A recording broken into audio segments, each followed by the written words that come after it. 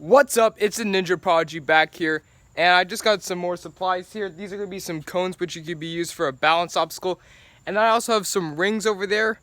I'll get a bit closer so you guys can tell.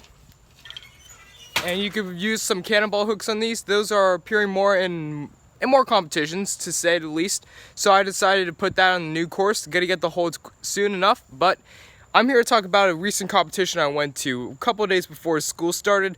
There was a competition in 305 Ninja Academy, and I competed there, and to say the least, I did pretty well, so you guys can see how that turned out.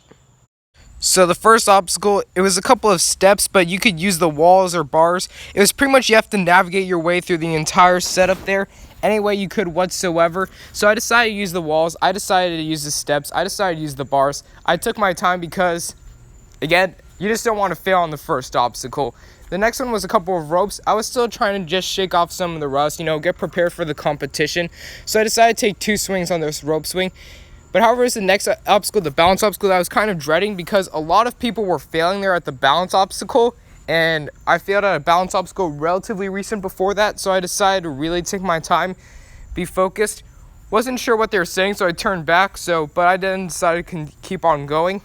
So I decided I was pretty nice, smooth on the balance obstacle, nice and easy.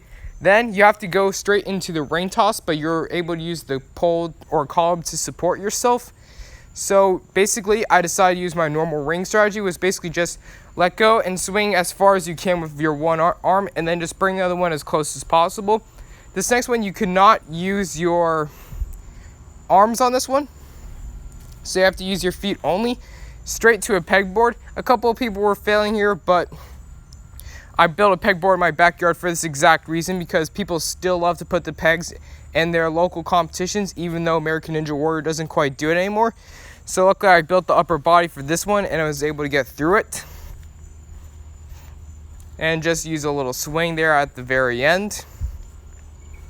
And you can let go. I decided to take some chalk here, take a little break, because I did not want to gas myself out too early, because it looked like so many people were getting tired, and that's why they're failing more on the latter half of the obstacles.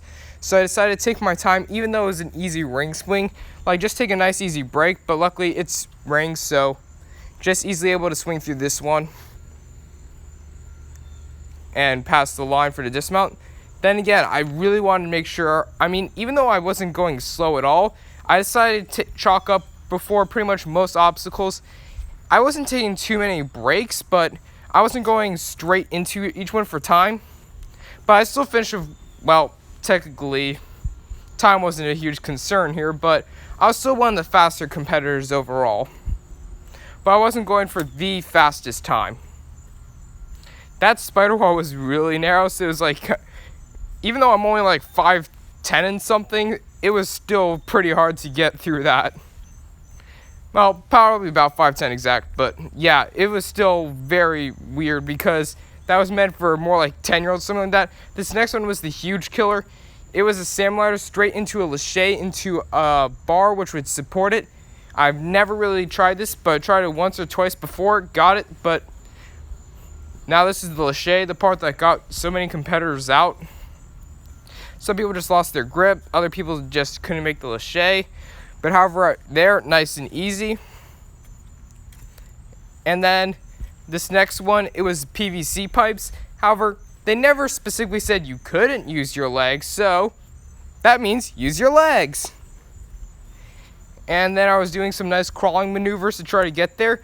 This wasn't the hard part about using the crawling maneuver. This is where you would save your energy. Also using forearms instead of arms until the very end, where I would have to use the hands. And I tried grabbing the ski handle. That literally is a handle for water skiers. So it's a lot harder to get with your feet. So it took a couple of tries. Decided to get right to the very end. Eventually, I'm going to hook my foot into this. Right there. And then just try to get as much in there as possible. Get your leg in there. Hope you don't break your knees in the process. So then I just had to get myself into position for the dismount, and nice and easy. But this was the next one, the more challenging one, because a lot of people were failing on this. And by a lot of people, I mean nobody had beaten this at this point, and I was the second to last runner. And the last runner, actually I don't remember how they did on this one, but yeah, this one was a real killer. So I decided to go on the zip line. and this one's a little ledge, and you had to do a zip line on that, so that was also pretty challenging. Even if you get momentum, that is still a tough grab. And yeah, so there was a cut there, and I'll explain what that was for at the very end. But now is the warped wall. I did this one during a practice. I went to this gym during the Wednesday before the competition, and I didn't get it then because it's a really hard one. So let's see how it goes. The first one, I was a little off. Again, first attempt. Second one, trying to recuperate. Hopefully the adrenaline is going to sink in. And then I'm running up. And that fingertip is actually the farthest I got on the warped wall at that point. So I was really thinking, okay, this has got to be a possibility. I've got to complete this course now. So I'm deciding to line it up and then get really big steps. And I got my fingertips around it, and I hit the buzzer. Only finisher, best run out of all the adults. So yeah, I was pretty proud of that run. And so I'm extremely thrilled that happened. But there was one cut before the zipline type obstacle. That's because the obstacle actually broke while I was on it. So pretty much what happened was, as I was sliding, the starting point went off to the side, so it malfunctioned, and that basically made it so I could only go straight into a column. So pretty much that caused me to go straight into, a column there. So it was a hard impact to say the least, but basically while they were fixing it, I had more time to, I guess, rest, and I guess it turned out well. I'm surprised I didn't lose the adrenaline, so I still had enough for the warped wall, but hey, I completed the course, and I did pretty well. Got first place among all the adults there.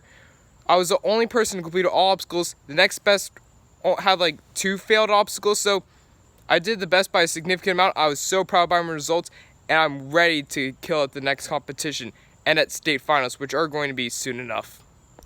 Here's the impact, because I know you guys really would want to see it.